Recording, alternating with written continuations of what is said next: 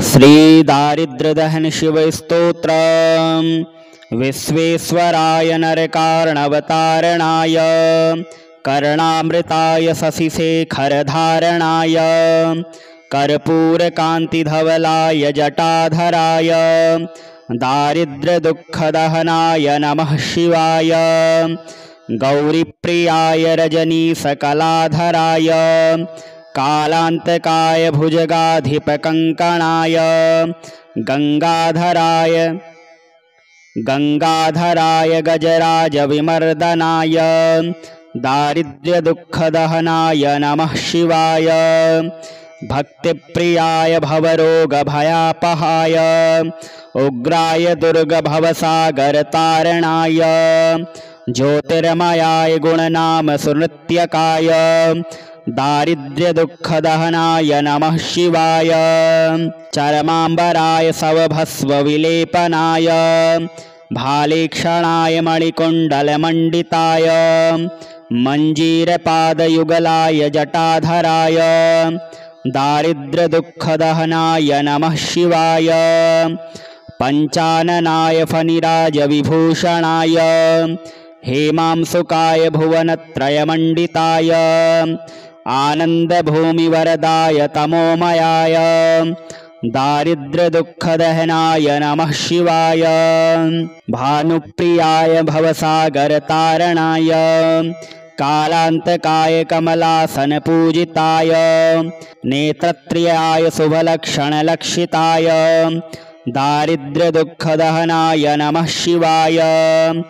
रामप्रियाय रघुनाथवरप्रदाय नागप्रियाय नरकार्णवतारणाय पुण्येषु पुण्यभरिताय सुरर्चिताय दारिद्र्यदुःखदहनाय नमः शिवाय। मुक्तेश्वराय फलदाय गणेश्वराय गीतप्रियाय वृषभेश्वरवाहनाय मातङ्गचर्मवसनाय महेश्वराय दारिद्र्यदुःखदहनाय नमः शिवाय। श्रीरुद्राष्टकम्।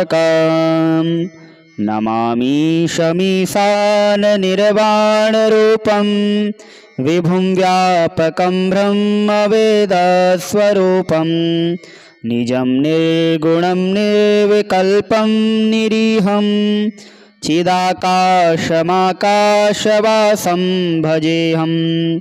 निराकारमोङ्कारमूलं तुरीयं गिराज्ञानगोतीतमीशं गिरीशं करालं महाकालकालं कृपालं गुणागारसंसारपारं नतोऽहं। तुषाराद्रिशङ्कासगौरं गभीरं मनोभूतकोटिप्रभाश्रीशरीरं स्फुरन्मौलिकल्लोनिलीचारुगङ्गा लसद्भालबालेन्दुकण्ठे भुजङ्गा चलत्कुण्डलं भ्रूसुनेत्रं विशालं प्रसन्नाननं नीलकण्ठं दयालं मृगाधीशचरमाम्बरं मुण्डमालं प्रियं शङ्करं सर्वनाथं भजामि। प्रचण्डं प्रकष्टं प्रगल्भं परेशम् अखण्डम् अजं भानुकोटिप्रकाशं त्रयः शूलनिर्मूलनं शूलपाणिं भजेऽहं भवानीपतिं भावगम्यं। कलातीतकल्याणकल्पान्तकारी सदा सच्चिदानन्ददाता पुरारी चिदानन्दसन्दोहमोहापहारी प्रसीद प्रसीद प्रभो मन्मथारी। नयावदुमानाथ पादारविन्दं भजन्ति हलोके परे वानराणां न तावत् सुखं शान्तिसन्तापनाशं प्रसीद प्रभो सर्वभूतादिवासं। न जानामि योगं जपं नैव पूजां नतोऽहं सदा सर्वदा सम्भुतुभ्यं जराजन्मदुःखकतातप्यमानं प्रभो पाहि आपन्नमामीश शम्भो। रुद्राष्टकमिदं प्रोक्तं विप्रेण हरतोषये ये पठन्ति नरा भक्त्या तेषां शम्भो प्रसीदति। श्रीद्वादश ज्योतिर्लिङ्गस्तोत्रम्। सौराष्ट्रे सोमनाथं च श्रीशैले मल्लिकार्जुनम् उज्जयिन्यां महाकालम् ओङ्कारममलेश्वरम् परल्यां वैद्यनाथं च डाकिन्यां भीमशङ्करम् सेतुबन्धे तु रामेशं नागेशं दारुकावने वाराणस्यां तु विश्वेशं त्र्यम्बकं गौतमीतटे हिमालये तु केदारं घुस्मेशं च शिवालये एतानिर्ज्योतिर्लिङ्गानि सायं प्रातः पठेन्नरः सप्तजन्मकृतं पापं स्मरणेन विनश्यति। श्रीशिवपञ्चाक्षरस्तोत्रम्। नागेन्द्रहाराय त्रिलोचनाय भस्माङ्गरागाय महेश्वराय नित्याय शुद्धाय दिगम्बराय तस्मै नकाराय नमः शिवाय। मन्दाकिनी सलिलचन्दनचर्चिताय नन्दीश्वर प्रमथनाथ महेश्वराय मन्दारपुष्पबहुपुष्पसुपूजिताय तस्मै मकाराय नमः शिवाय। शिवाय गौरीवदनाब्जवृन्द सूर्याय दक्षाध्वरनाशकाय श्रीनीलकण्ठाय वृषध्वजाय तस्मै शिकाराय नमः शिवाय। वसिष्ठकुम्भोद्भवगौतमार्य मुनीन्द्रदेवार्चितशेखराय चन्द्रार्कवैश्वानरलोचनाय तस्मै वकाराय नमः शिवाय। यक्षस्वरूपाय जटाधराय पिनाकहस्ताय सनातनाय दिव्याय देवाय दिगम्बराय तस्मै यकाराय नमः शिवाय। पञ्चाक्षरमिदं पुण्यं यः पठेत् शिवसन्निधौ शिवलोकमवाप्नोति शिवेन सह मोदते। श्रीबिल्वाष्टकम्। त्रिदलं त्रिगुणाकारं त्रिनेत्रं च त्रियायुधं त्रिजन्मपापसंहारम् एकबिल्वं शिवार्पणम्। अखण्डबिल्वपात्रेण पूजिते नन्दिकेश्वरे शुध्यन्ते सर्वपापेभ्यो एकबिल्वं शिवार्पणम्। शालिग्रामशिलामेकां विप्राणां जातु चार्पयेत् सोमयज्ञमहापुण्यम् एकबिल्वं शिवार्पणम्। दन्तिकोटिसहस्राणि वाजपेयशतानि च कोटिकन्या महादानम् एकबिल्वं शिवार्पणम्। लक्ष्म्यास्तनुत उत्पन्नं महादेवस्य च प्रियं बिल्ववृक्षं प्रयच्छामि एकबिल्वं शिवार्पणम्। दर्शनं बिल्ववृक्षस्य स्पर्शनं पापनाशनम् अघोरपापसंहारम् एकबिल्वं शिवार्पणम्। काशीक्षेत्रनिवासं च कालभैरवदर्शनं प्रयागमाधवं दृष्ट्वा एकबिल्वं शिवार्पणम्। मूलतो ब्रह्मरूपाय मध्यतो विष्णुरूपिणे अग्रतः शिवरूपाय एकबिल्वं शिवार्पणम्। विश्वेश्वराय नरकार्णवतारणाय कर्णामृताय शशिशेखरधारणाय कर्पूरकान्तिधवलाय जटाधराय दारिद्र्यदुःखदहनाय नमः शिवाय गौरीप्रियाय रजनीसकलाधराय कालान्तकाय भुजगाधिपकङ्कणाय गंगाधराय गजराजविमर्दनाय दारिद्र्यदुःखदहनाय नमः शिवाय भक्तिप्रियाय भवरोगभयापहाय उग्राय दुर्गभवसागरतारणाय ज्योतिर्मयाय गुणनाम सुनृत्यकाय दारिद्र्यदुःखदहनाय नमः शिवाय चरमाम्बराय सवभस्वविलेपनाय भालेक्षणाय मणिकुण्डलमण्डिताय मञ्जीरपादयुगलाय जटाधराय दारिद्र्यदुःखदहनाय नमः शिवाय पञ्चाननाय फणिराजविभूषणाय हेमांसुकाय भुवनत्रयमण्डिताय आनन्दभूमिवरदाय तमोमयाय दारिद्र्यदुःखदहनाय नमः शिवाय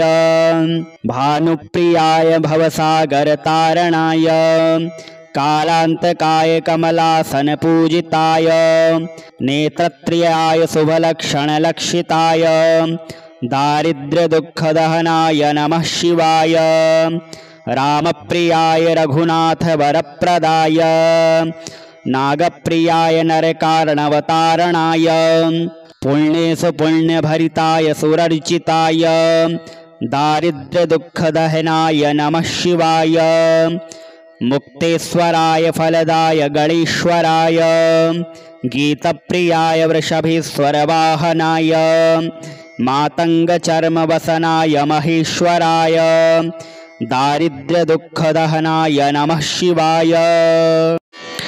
श्रीरुद्राष्टकम्। नमामि शमीशाननिर्वाणरूपं विभुं व्यापकं ब्रह्मवेदस्वरूपं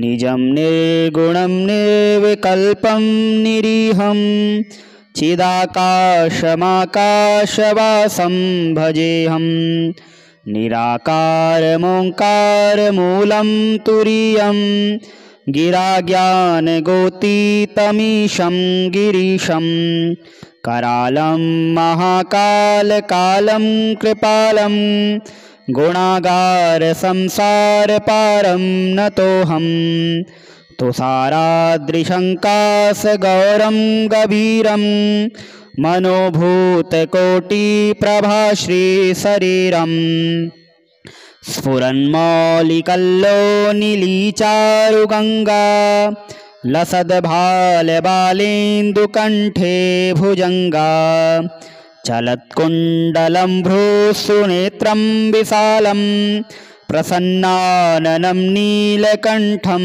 दयालं मृगाधीशचरमाम्बरं मुण्डमालं प्रियं शङ्करं सर्वनाथं भजामि प्रचण्डं प्रकष्टं प्रगल्भं परेशम् अखण्डम् अजं भानुकोटिप्रकाशं त्रयः शूलनिर्मूलनं शूलपाणिं भजेऽहं भवानीपतिं भावगम्यं कलातीतकल्याणकल्पान्तकारी सदा सच्चिदानन्ददाता पुरारी चिदानन्दसन्दोहमोहापहारी प्रसीद प्रसीद प्रभो मन्मथारी नयावदुमानाथ पादारविन्दं भजन्ति हलोके परे वानराणां न तावत् सुखं शान्तिसन्तापनाशं प्रसीद प्रभो सर्वभूतादिवासं न जानामि योगं जपं नैव पूजां नतोऽहं सदा सर्वदा सम्भुतुभ्यं जराजन्मदुःखोकतातप्यमानं प्रभो पाहि आपन्नमामीश शम्भो। रुद्राष्टकमिदं प्रोक्तं विप्रेण हरतोषये ये पठन्ति नरा भक्त्या तेषां शम्भो प्रसीदति। श्रीद्वादश ज्योतिर्लिङ्गस्तोत्रम्। सौराष्ट्रे सोमनाथं च श्रीशैले मल्लिकार्जुनम् उज्जयिन्यां महाकालम् ओङ्कारममलेश्वरम् परल्यां वैद्यनाथं च डाकिन्यां भीमशङ्करम् सेतुबन्धे तु रामेशं नागेशं दारुकावने वाराणस्यां तु विश्वेशं त्र्यम्बकं गौतमीतटे हिमालये तु केदारं घुस्मेशं च शिवालये एतानिर्ज्योतिर्लिङ्गानि सायं प्रातः पठेन्नरः सप्तजन्मकृतं पापं स्मरणेन विनश्यति। श्रीशिवपञ्चाक्षरस्तोत्रम्। नागेन्द्रहाराय त्रिलोचनाय भस्माङ्गरागाय महेश्वराय नित्याय शुद्धाय दिगम्बराय तस्मै नकाराय नमः शिवाय।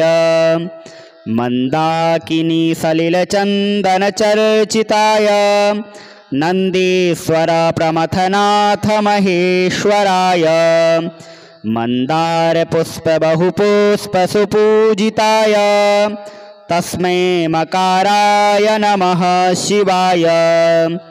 शिवाय गौरीवदनाब्जवृन्द सूर्याय दक्षाध्वरनाशकाय श्रीनीलकण्ठाय वृषध्वजाय तस्मै शिकाराय नमः शिवाय। वसिष्ठकुम्भोद्भवगौतमार्य मुनीन्द्रदेवार्चितशेखराय चन्द्रार्कवैश्वानरलोचनाय तस्मै वकाराय नमः शिवाय। यक्षस्वरूपाय जटाधराय पिनाकहस्ताय सनातनाय दिव्याय देवाय दिगम्बराय तस्मै यकाराय नमः शिवाय। पञ्चाक्षरमिदं पुण्यं यः पठेत् शिवसन्निधौ शिवलोकमवाप्नोति शिवेन सह मोदते। श्रीबिल्वाष्टकम्। त्रिदलं त्रिगुणाकारं त्रिनेत्रं च त्रियायुधं त्रिजन्मपापसंहारम् एकबिल्वं शिवार्पणम्। अखण्डबिल्वपात्रेण पूजिते नन्दिकेश्वरे शुध्यन्ते सर्वपापेभ्यो एकबिल्वं शिवार्पणम्। शालिग्रामशिलामेकां विप्राणां जातु चार्पयेत् सोमयज्ञमहापुण्यम् एकबिल्वं शिवार्पणम्। दन्तिकोटिसहस्राणि वाजपेयशतानि च कोटिकन्यामहादानम् एकबिल्वं शिवार्पणम्। लक्ष्म्यास्तनुत उत्पन्नं महादेवस्य च प्रियं बिल्ववृक्षं प्रयच्छामि एकबिल्वं शिवार्पणम्। दर्शनं बिल्ववृक्षस्य स्पर्शनं पापनाशनम् अघोरपापसंहारम् एकबिल्वं शिवार्पणम्। काशीक्षेत्रनिवासं च कालभैरवदर्शनं प्रयागमाधवं दृष्ट्वा एकबिल्वं शिवार्पणम्। मूलतो ब्रह्मरूपाय मध्यतो विष्णुरूपिणे अग्रतः शिवरूपाय एकबिल्वं शिवार्पणम्। विश्वेश्वराय नरकार्णवतारणाय कर्णामृताय शशिशेखरधारणाय कर्पूरकान्तिधवलाय जटाधराय दारिद्र्यदुःखदहनाय नमः शिवाय। गौरीप्रियाय रजनीशकलाधराय कालान्तकाय भुजगाधिपकङ्कणाय गङ्गाधराय गजराजविमर्दनाय दारिद्र्यदुःखदहनाय नमः शिवाय। भक्तिप्रियाय भवरोगभयापहाय उग्राय दुर्गभवसागरतारणाय ज्योतिर्मयाय गुणनाम सुनृत्यकाय दारिद्र्यदुःखदहनाय नमः शिवाय। चरमाम्बराय सवभस्वविलेपनाय भालेक्षणाय मणिकुण्डलमण्डिताय मञ्जीरपादयुगलाय जटाधराय दारिद्र्यदुःखदहनाय नमः शिवाय। पञ्चाननाय फणिराजविभूषणाय हेमांसुकाय भुवनत्रयमण्डिताय आनन्दभूमिवरदाय तमोमयाय दारिद्र्यदुःखदहनाय नमः शिवाय। भानुप्रियाय भवसागरतारणाय कालान्तकाय कमलासनपूजिताय नेत्रत्रियाय शुभलक्षणलक्षिताय दारिद्र्यदुःखदहनाय नमः शिवाय। रामप्रियाय रघुनाथवरप्रदाय नागप्रियाय नरकार्णवतारणाय पुण्येषु पुण्यभरिताय सुरर्चिताय दारिद्र्यदुःखदहनाय नमः शिवाय। मुक्तेश्वराय फलदाय गणेश्वराय गीतप्रियाय वृषभेश्वरवाहनाय मातङ्गचर्मवसनाय महेश्वराय दारिद्र्यदुःखदहनाय नमः शिवाय। श्रीरुद्राष्टकम्। नमामि शमीशाननिर्वाणरूपं विभुं व्यापकं ब्रह्मवेदस्वरूपं निजं निर्गुणं निर्विकल्पं निरीहं चिदाकाशमाकाशवासं भजेऽहं निराकारमोङ्कारमूलं तुरीयं गिराज्ञानगोतीतमीशं गिरीशं करालं महाकालकालं कृपालं गुणागारसंसारपारं नतोऽहं तुषाराद्रिशङ्कासगौरं गभीरं मनोभूतकोटिप्रभाश्रीशरीरं स्फुरन्मौलिकल्लोनिलीचारुगङ्गा लसद्भालबालेन्दुकण्ठे भुजङ्गा चलत्कुण्डलं भ्रूसुनेत्रं विशालं प्रसन्नाननं नीलकण्ठं दयालं मृगाधीशचरमाम्बरं मुण्डमालं प्रियं शङ्करं सर्वनाथं भजामि प्रचण्डं प्रकष्टं प्रगल्भं परेशं अखण्डम् अजं भानुकोटिप्रकाशं त्रयः शूलनिर्मूलनं शूलपाणिं भजेऽहं भवानीपतिं भावगम्यं कलातीतकल्याणकल्पान्तकारी सदा सच्चिदानन्ददाता पुरारी चिदानन्दसन्दोहमोहापहारी प्रसीद प्रसीद प्रभो मन्मथारी नयावदुमानाथ पादारविन्दं भजन्ति हलोके परे वानराणां न तावत् सुखं शान्तिसन्तापनाशं प्रसीद प्रभो सर्वभूतादिवासं न जानामि योगं जपं नैव पूजां नतोऽहं सदा सर्वदा शम्भुतुभ्यं जराजन्मदुःखकतातप्यमानं प्रभो पाहि आपन्नमामीश शम्भो। रुद्राष्टकमिदं प्रोक्तं विप्रेण हरतोषये ये पठन्ति नरा भक्त्या तेषां शम्भो प्रसीदति। श्री द्वादश ज्योतिर्लिंग स्तोत्रम्। सौराष्ट्रे सोमनाथं च श्रीशैले मल्लिकार्जुनम् उज्जयिन्यां महाकालम् ओङ्कारममलेश्वरं परल्यां वैद्यनाथं च डाकिन्यां भीमशङ्करं सेतुबन्धे तु रामेशं नागेशं दारुकावने वाराणस्यां तु विश्वेशं त्र्यम्बकं गौतमीतटे हिमालये तु केदारं घुस्मेशं च शिवालये एतानिर्ज्योतिर्लिङ्गानि सायं प्रातः पठेन्नरः सप्तजन्मकृतं पापं स्मरणेन विनश्यति।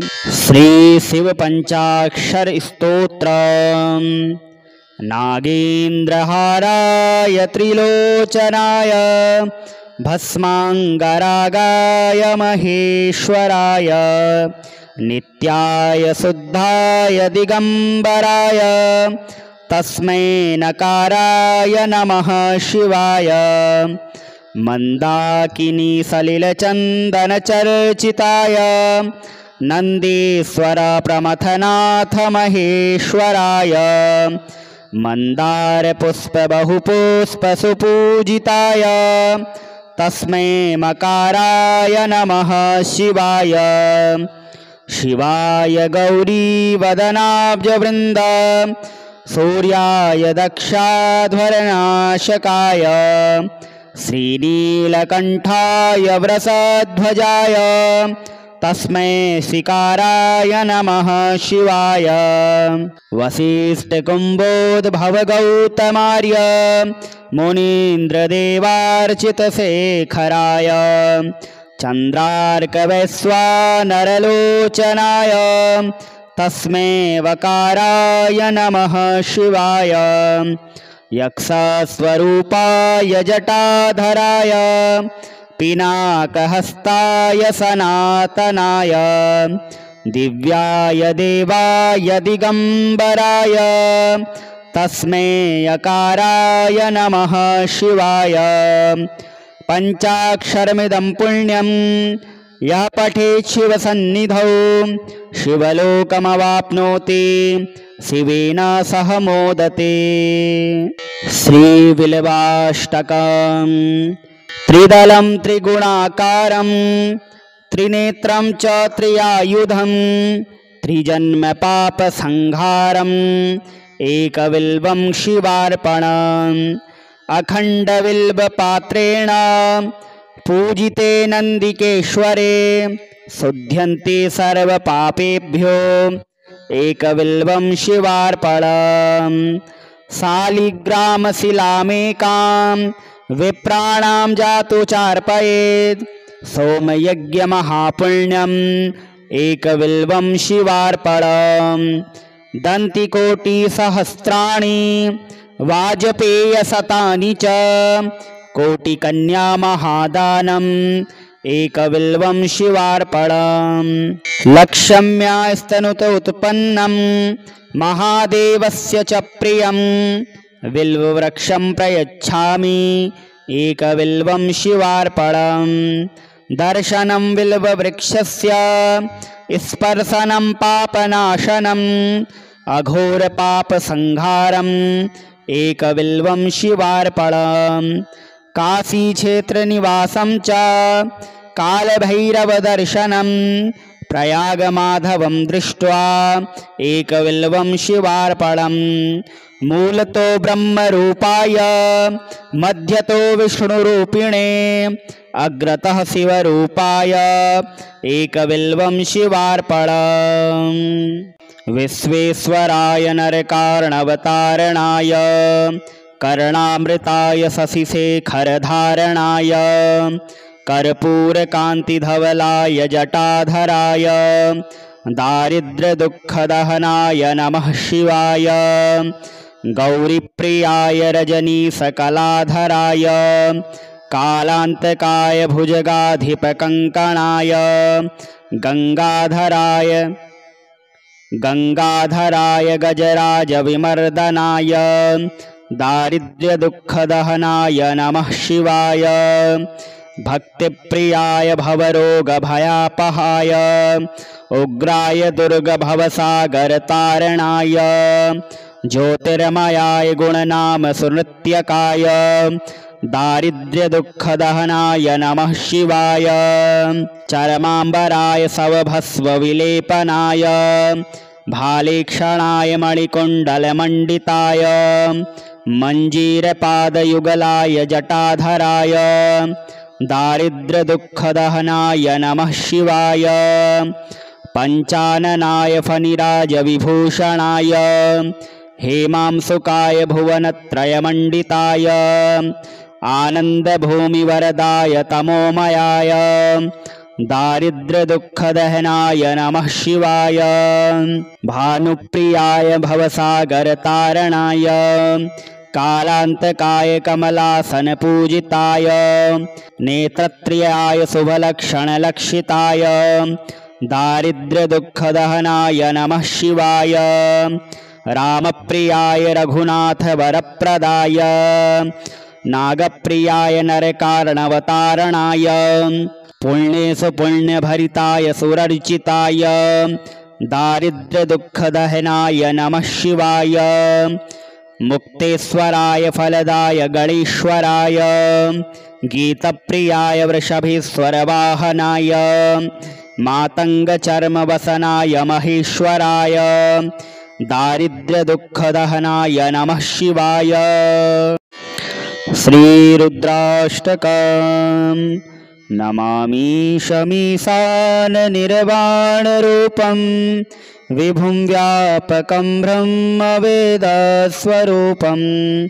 निजं निर्गुणं निर्विकल्पं निरीहं चिदाकाशमाकाशवासं भजेऽहं निराकारमोङ्कारमूलं तुरीयं गिराज्ञानगोतीतमीशं गिरीशं करालं महाकालकालं कृपालं गुणागारसंसारपारं नतोऽहं तुषाराद्रिशङ्कासगौरं गभीरं मनोभूतकोटिप्रभाश्रीशरीरम् स्फुरन्मौलिकल्लोनिलीचारुगङ्गा लसद्भालबालेन्दुकण्ठे भुजङ्गा चलत्कुण्डलं भ्रूसुनेत्रं विशालं प्रसन्नाननं नीलकण्ठं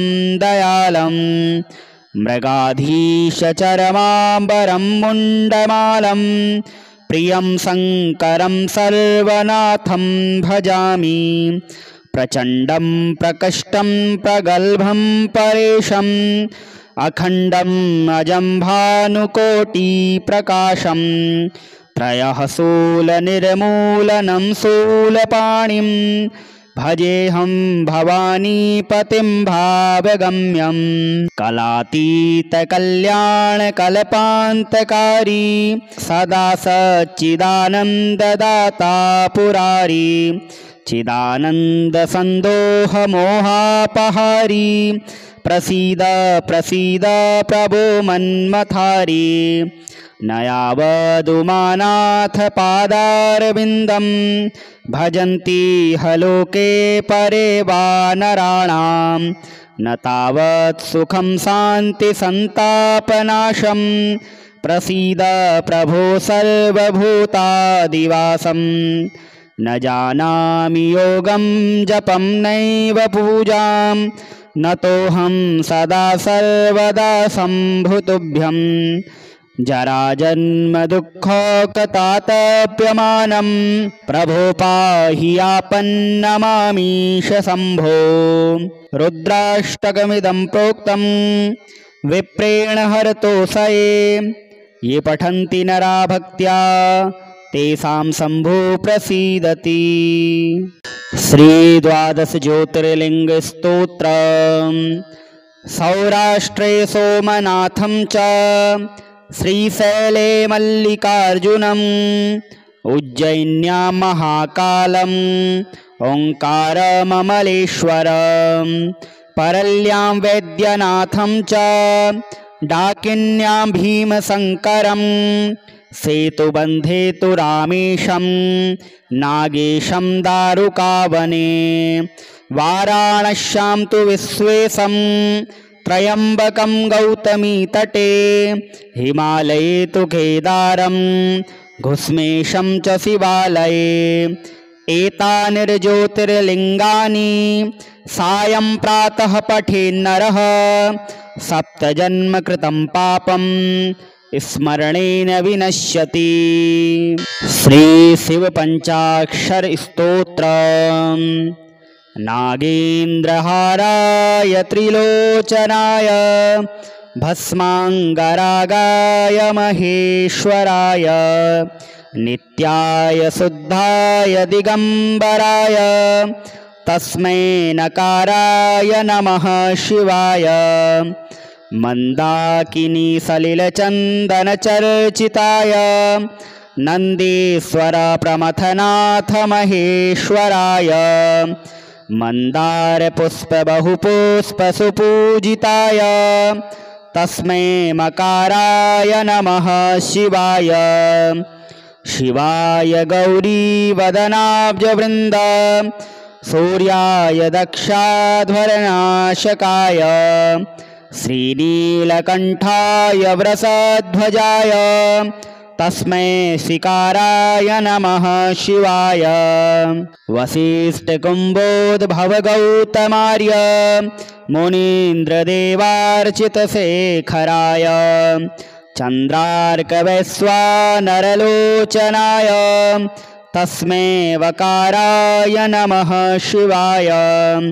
यक्षस्वरूपाय जटाधराय पिनाकहस्ताय सनातनाय दिव्याय देवाय दिगम्बराय तस्मै यकाराय नमः शिवाय।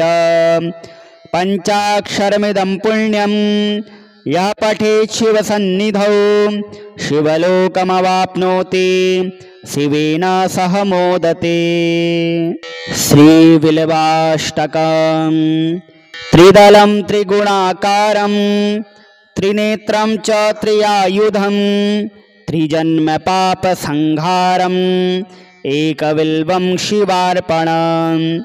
अखण्डबिल्वपात्रेण पूजिते नन्दिकेश्वरे शुध्यन्ते सर्वपापेभ्यो एकबिल्वं शिवार्पणम्। शालिग्रामशिलामेकां विप्राणां जातु चार्पयेत् सोमयज्ञमहापुण्यम् एकबिल्वं शिवार्पणम्। दन्तिकोटिसहस्राणि वाजपेयशतानि च कोटिकन्यामहादानम् एकबिल्वं शिवार्पणम्। लक्ष्म्यास्तनुत उत्पन्नं महादेवस्य च प्रियं बिल्ववृक्षं प्रयच्छामि एकबिल्वं शिवार्पणम्। दर्शनं बिल्ववृक्षस्य स्पर्शनं पापनाशनम् अघोरपापसंहारम् एकबिल्वं शिवार्पणम्। काशीक्षेत्रनिवासं च कालभैरवदर्शनं प्रयागमाधवं दृष्ट्वा एकबिल्वं शिवार्पणम्। मूलतो ब्रह्मरूपाय मध्यतो विष्णुरूपिणे अग्रतः शिवरूपाय एकबिल्वं शिवार्पणम्।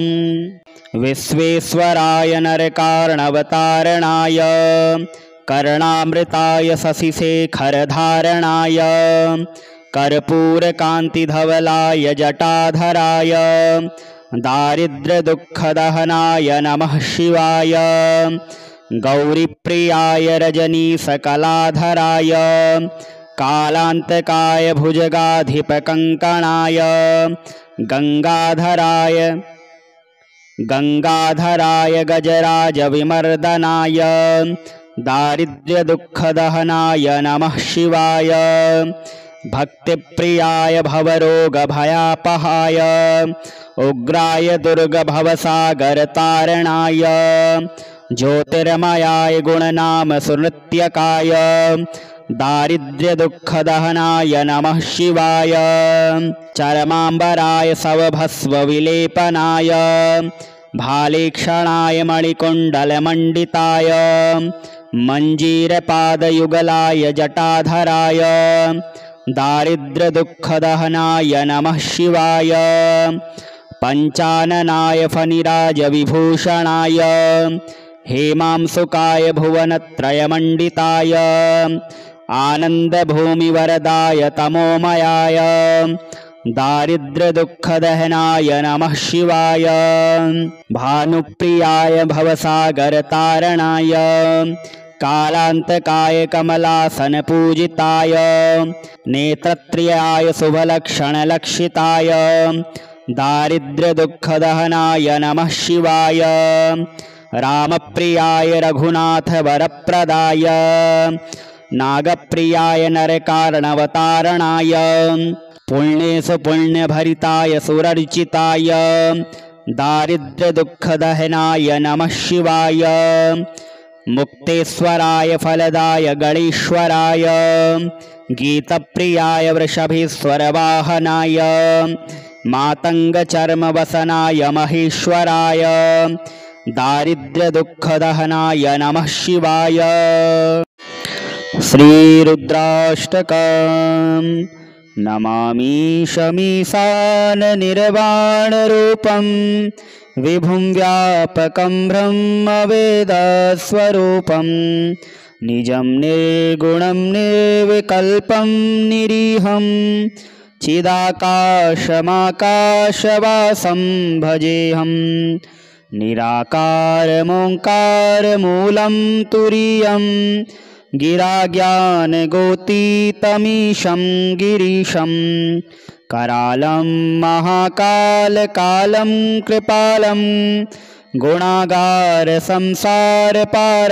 नतोऽहं तुषाराद्रिशङ्कासगौरं गभीरं मनोभूतकोटिप्रभाश्रीशरीरम् स्फुरन्मौलिकल्लोनिलीचारुगङ्गा लसद्भालबालेन्दुकण्ठे भुजङ्गा चलत्कुण्डलं भ्रूसुनेत्रं विशालं प्रसन्नाननं नीलकण्ठं दयालं मृगाधीशचरमाम्बरं मुण्डमालं प्रियं शङ्करं सर्वनाथं भजामि प्रचण्डं प्रकष्टं प्रगल्भं परेशम् अखण्डम् अजं भानुकोटिप्रकाशं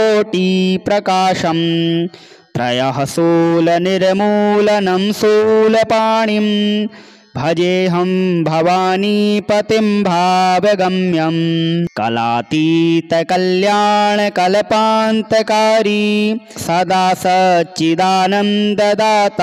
पुरारी चिदानन्दसन्दोहमोहापहारी प्रसीद प्रसीद प्रभो मन्मथारी नयावदुमानाथ पादारविन्दं भजन्ति हलोके परे वानराणां न तावत् सुखं शान्तिसन्तापनाशं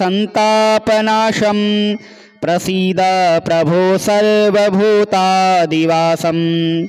न जानामि योगं जपं नैव पूजां नतोऽहं सदा सर्वदा सम्भुतुभ्यं जराजन्मदुःखकतातप्यमानं प्रभो पाहि आपन्नमामीश शम्भो रुद्राष्टकमिदं प्रोक्तं विप्रेण हरतोषये ये पठन्ति नरा भक्त्या तेषां शम्भो प्रसीदति। श्रीद्वादश ज्योतिर्लिङ्गस्तोत्रम् सौराष्ट्रे सोमनाथं च श्रीशैले मल्लिकार्जुनम् उज्जयिन्यां महाकालम् ओङ्कारममलेश्वरं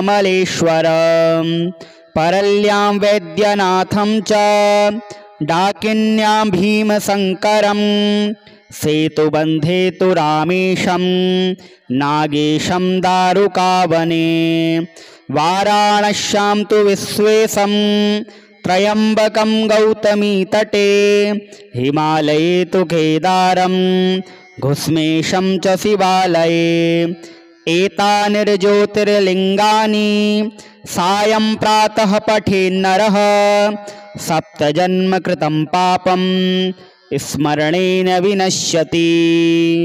श्री शिव पंचाक्षर स्तोत्र। नागेन्द्रहाराय त्रिलोचनाय भस्मांगरागाय महेश्वराय नित्याय शुद्धाय दिगंबराय तस्मै नकाराय नमः शिवाय।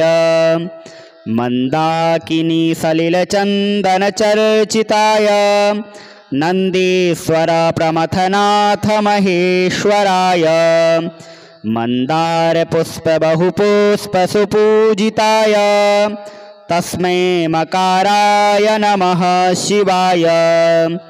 शिवाय गौरी वदनाब्जवृंद सूर्याय दक्षाध्वरनाशकाय श्रीनीलकंठाय वृषध्वजाय तस्मै शिकाराय नमः शिवाय।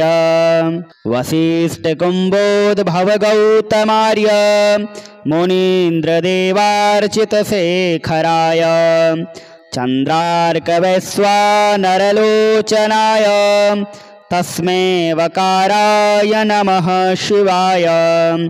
यक्षस्वरूपाय जटाधराय पिनाकहस्ताय सनातनाय दिव्याय देवाय दिगंबराय तस्मै यकाराय नमः शिवाय। पंचाक्षरमिदं पुण्यं यः पठेत् शिवसन्निधौ शिवलोकमवाप्नोति शिवेन सह मोदते। श्रीबिल्वाष्टकम्। त्रिदलं त्रिगुणाकारं त्रिनेत्रं च त्रियायुधं त्रिजन्म पापसंहारम् एकबिल्वं शिवार्पणम्। अखण्डबिल्वपात्रेण पूजिते नन्दिकेश्वरे शुध्यन्ते सर्वपापेभ्यो एकबिल्वं शिवार्पणम्। शालिग्रामशिलामेकां विप्राणां जातु चार्पयेत् सोमयज्ञमहापुण्यम् एकबिल्वं शिवार्पणम्।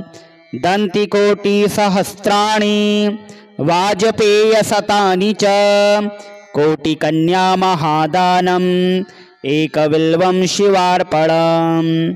लक्ष्म्यास्तनुत उत्पन्नं महादेवस्य च प्रियं बिल्ववृक्षं प्रयच्छामि एकबिल्वं शिवार्पणम्। दर्शनं बिल्ववृक्षस्य स्पर्शनं पापनाशनम् अघोरपापसंहारम् एकबिल्वं शिवार्पणम्। काशीक्षेत्रनिवासं च कालभैरवदर्शनं प्रयागमाधवं दृष्ट्वा एकबिल्वं शिवार्पणम्। मूलतो ब्रह्मरूपाय मध्यतो विष्णुरूपिणे अग्रतः शिवरूपाय एकबिल्वं शिवार्पणम्।